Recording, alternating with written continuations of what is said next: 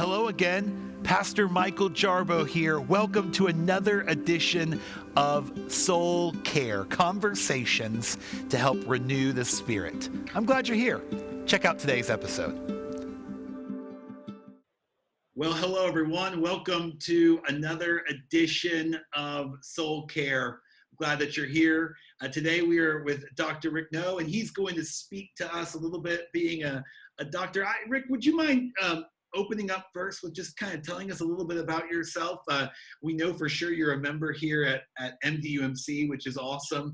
But can you speak a little bit about your profession and background for those who might not know who you are? Yeah, first off, thanks, Michael, for having me. It's an honor to share with you some of my thoughts on this just crazy and unprecedented crisis. So, my name is Rick No. I'm a private practice general surgeon, and I live in the West Memorial community, specifically in Wilchester. And I've got 3 children, 2 at Stratford High School and 1 at Memorial Middle School. I'm blessed to be married to an awesome lady, Nicole No, and we've lived in this community for the past 16 years and have been members at Memorial Drive United Methodist for the past 8 years. Awesome. And we're so thankful to have your whole family involved. Did your oldest daughter tell you that I ran into her at a Soul Cycle class? She did not. Oh, well. She did not. We tell her not to share any experiences with random strangers. So that's probably why she looked at me and I looked at her after the class and we were sweaty and she's like, Pastor Jarbo? And I'm like, yep. You know me, I know you. You've never seen me in this state. This is embarrassing, but let's just press on. And she loves that. She loves that place. I know, it's awesome. It's awesome. Yeah, speaking of soul care, Soul Cycle is a great spot, and it's just good.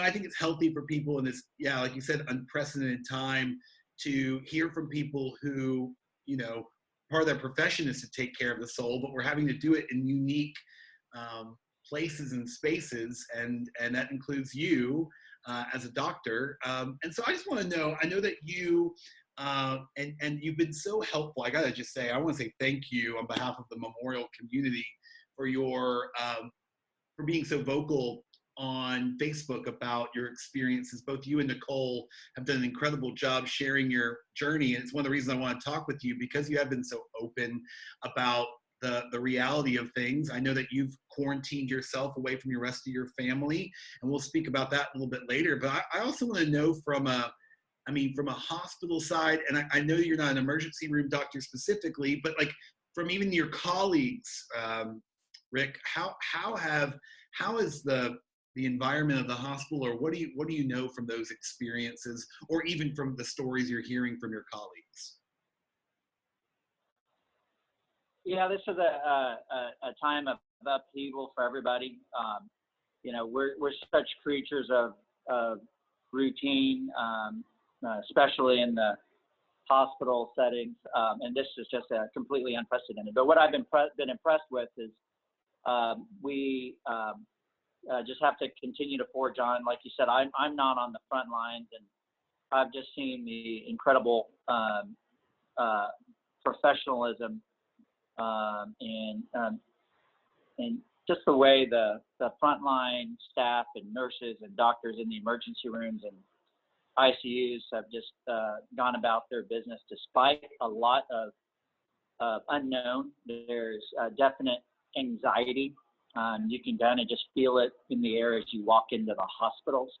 Right. But everybody is going forward and carrying out their professional duties, and it's been really impressive. Great, yeah, and you,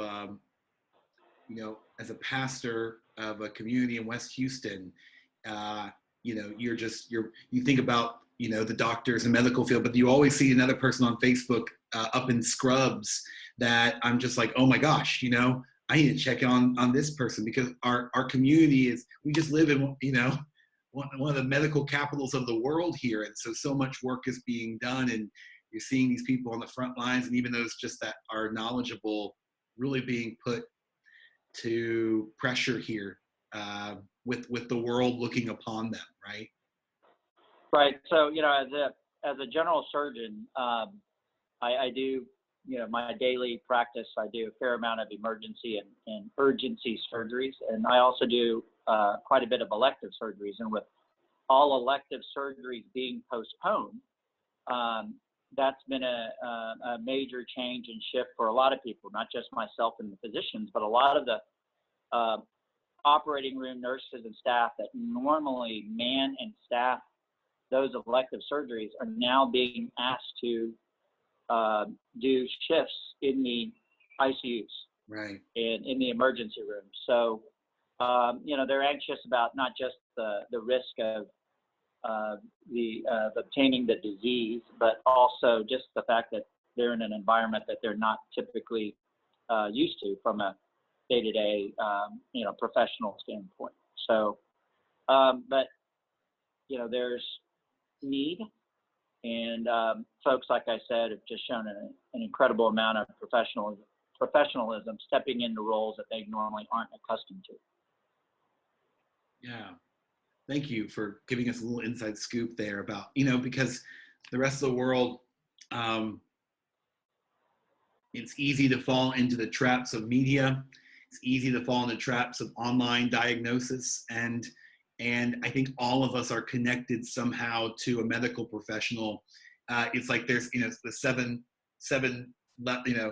tiers, seven levels of connection to someone who's been affected by this, and we all have in our own right. But we're so mindful of our medical community. And I guess maybe that could lead into the next question, Rick, is about, as a medical professional, and as people who are trying to iron out the facts, trying to get down to the nitty gritty. And we're listening to the press conferences from our government, and we're trying to stay attuned to what our mayor and our judge is trying to give us wisdom. And we're just hearing again about another extension of our lives into social distancing, and our school, our school children being distanced again.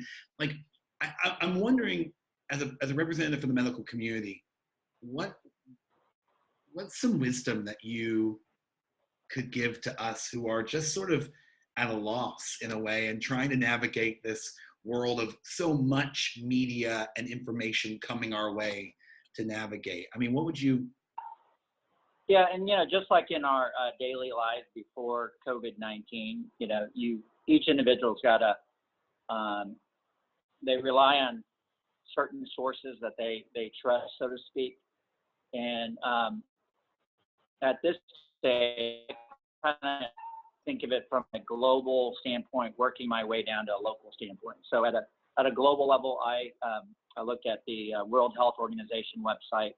At a national level, I'll look at the CDC website. And at the local level, I'll look at the Harris County Hospital District site.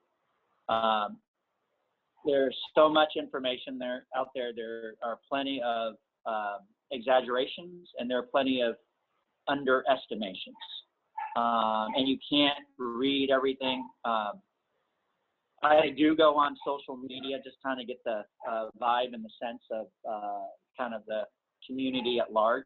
I also don't read everything that I see on social media, and I certainly don't believe everything that I see and read on social media. But that's also part of the reason why I made a deliberate choice to try to just convey my interpretation of the information that's out there. By no means are the sources that I just mentioned perfect, but those are the most reliable source of information that I go with at that level of, like I said, global, national, local. And then I try to interpret all that and translate all of that into some understandable terms for non-medical folks, and I do that through social media, individual conversations over the phone, whatever. In your social media platform, brother, that you've actually made it into, which has been so helpful. I'll typically go to your social media to glean some wisdom there for my own family. What's been the most asked question or the deepest concern that you hear from whether phone calls or from follow-ups from your Facebook posts? Where are people's real concern? I think the two main questions, Michael, are how do I protect myself and my family from getting this? And then what are the exact measures that we should be adhering to? What can and what can't we do under the umbrella of social distancing? So first off, I don't like the term social distancing. I wish it was called physical distancing, because we're God created us to be social beings, and we can still achieve that, although we're in this time of required physical distancing. So those are the two main questions. How do I protect myself and my family from this disease? And then under the umbrella of physical distancing, what are the do's and don'ts?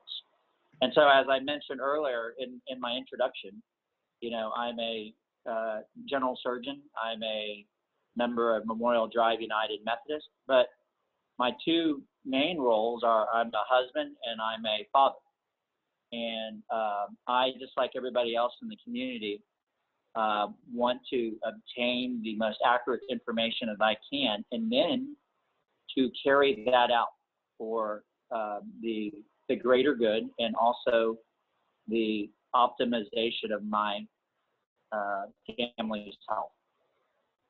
Yeah, so helpful. And at the end of the day, we got to iron down how we can best take care of ourselves and those that we love, and peel back those layers. And I love that line about, I too have a struggle with social distancing, the language, but the physical distancing seems to be just so much more accurate and even medical in regards to just what we ought to do. But we should be more social than ever in connecting with one another and keeping that relationship strong. And I think that's why we're doing so much work at the church, because we just know that we got to keep the church isn't closed, right? Right. The church is the people. The church is the social connection, even though, and thanks be to God, we've got the technology today to do what you and I are doing right now, to have Facebook, for some of the creative, for our youth to have some TikTok and do some incredible ways of expressing ourselves in a way that's connecting to a deeper level. So yeah, man, that terminology should be fixed, but I think we're already too bought in on social distancing, Rick, at this point. All right, Rick. So next question. I know you've changed backgrounds, but we had some technical difficulties, and we're back. Hey, this technology thing, man. Did you, by chance, did you put some buy stock in Zoom about a month and a half ago? I did not. No. Yeah. Me neither. Only some of the senators got that insider information. I didn't. Yep. That's a whole nother soul care. Rick, right. We'll do that. Or people just a therapy session or something.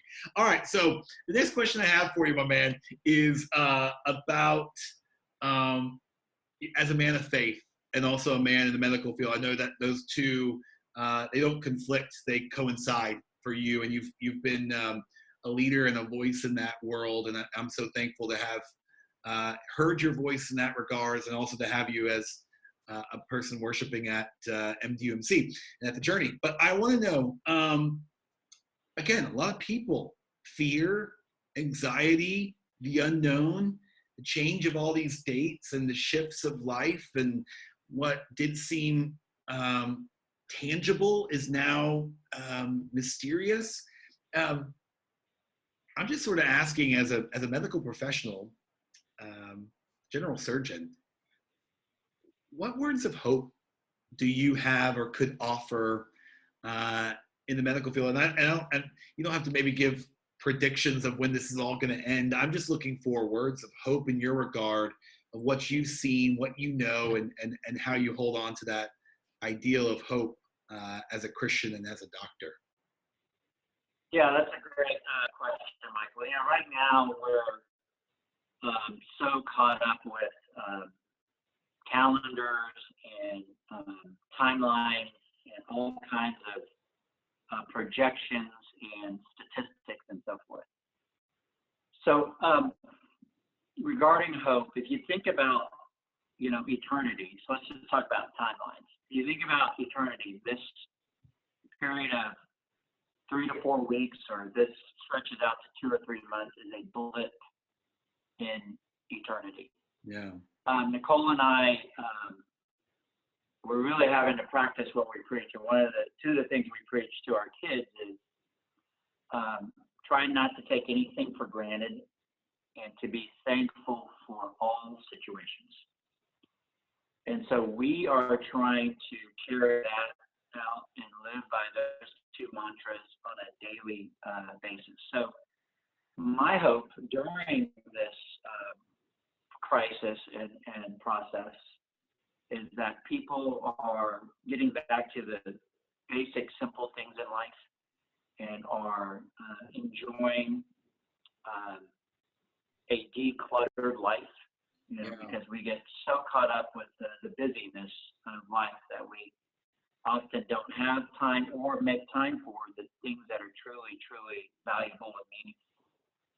The sit-down meals, the helping our kids with our homework, the playing in the yard for 30, 45 minutes.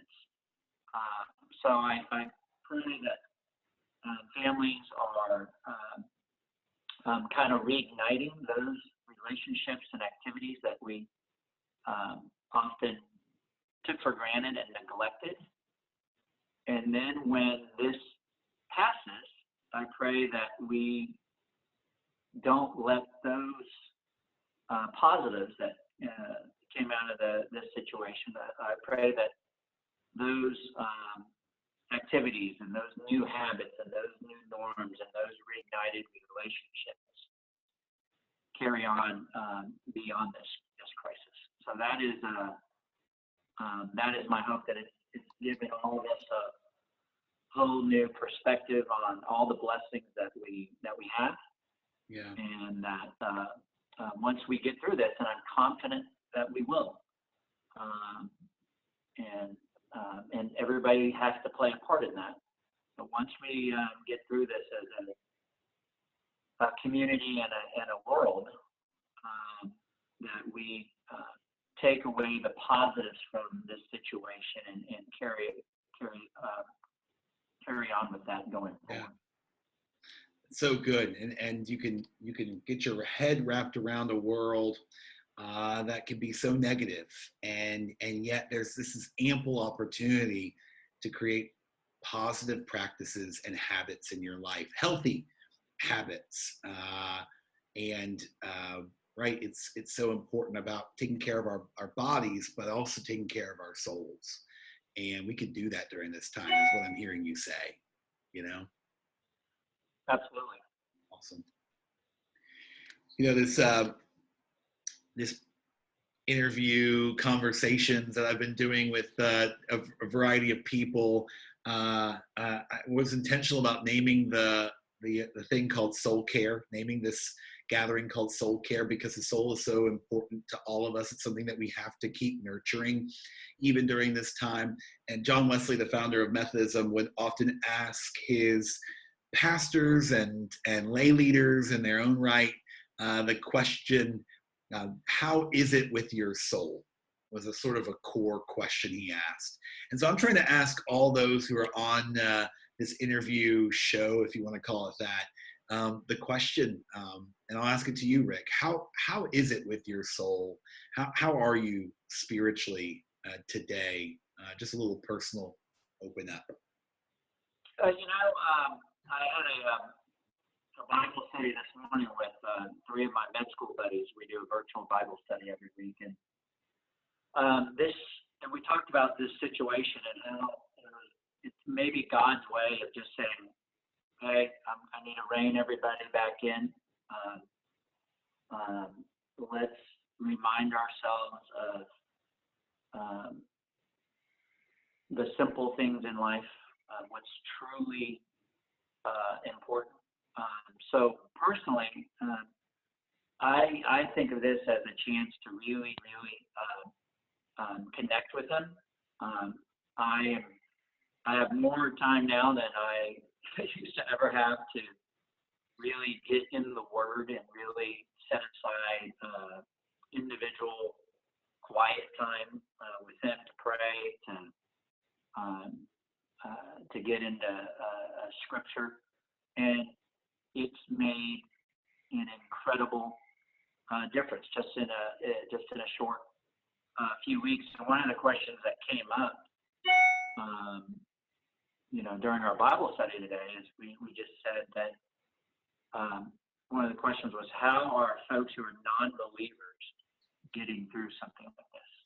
And then I also threw out, well, I know plenty of believers that are struggling also. One of those fundamental questions that we all struggle with during times like these, or with Harvey, why is there suffering? Why do bad things happen to good people? And it just makes me think back to what I mentioned earlier. There is something good to be taken out of every situation, and we need to be thankful for all situations. And then we wrapped up our Bible study today with a kind of call to discipleship. Yeah. So that's something that I've been really kind of thinking about today, and how I'm going to be more cognizant of that is I think this is an incredible opportunity for discipleship. So in our families, in our homes, it's a chance for us to disciple to our spouses, to our children, to everybody that we come across. Because right now, people are doubting, people are searching, people are anxious, people are fearful, and I think with any challenge comes opportunity, and I think it's an incredible opportunity for us to be examples of to be as Christ-like as we can be in everything that we do, and it starts with our relationships in the home and in our neighborhood. Yeah. Oh, that's so good that there is this. Yeah, the call to discipleship is spot on, right? This is an incredible opportunity to get to do that. Thank you for that honesty. Thank you for that open answer.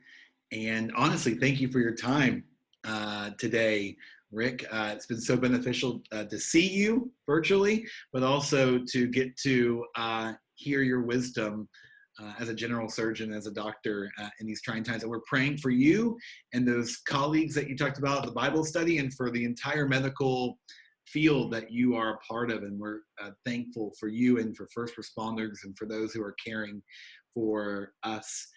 And yeah, we have to remember that it's not just COVID-19 going on right now. People are still in the hospital, having surgeries, being sick, giving birth to children, and we're mindful of that as well. So thank you for all that you do. Well, Michael, thanks for having me. And I just want to close by saying this. Every single one of us is a part of the COVID-19 medical team, because our actions and roles, our actions and our decisions have an impact on the well-being of others. Yeah. So, whether you recognize it or not, or believe it or not, I strongly believe that every single one of us has a major role on the COVID-19 medical team, and if we do what we're supposed to do in the short term, then we'll be able to